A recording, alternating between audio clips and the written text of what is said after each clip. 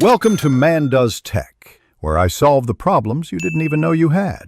You begin by making sure both devices share the same Wi-Fi network and that the TV is awake. This is crucial because Discovery uses your LAN. Once done, open the Android TV Remote or Google Home app and allow network and location permissions so the phone can find the TV. Tap the TV name in the list. When a 4-digit pairing code appears on the TV, you will be asked to enter it on your phone. Do that now to create a secure connection. After entering the code, accept the permission prompts on both devices so the TV trusts your phone. This authorization lets input and media controls flow securely.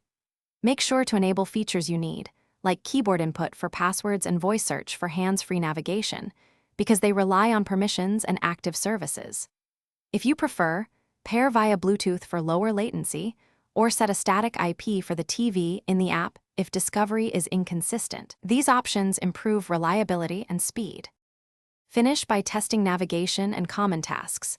Open apps, type with the on-screen keyboard, and try voice search to confirm everything works.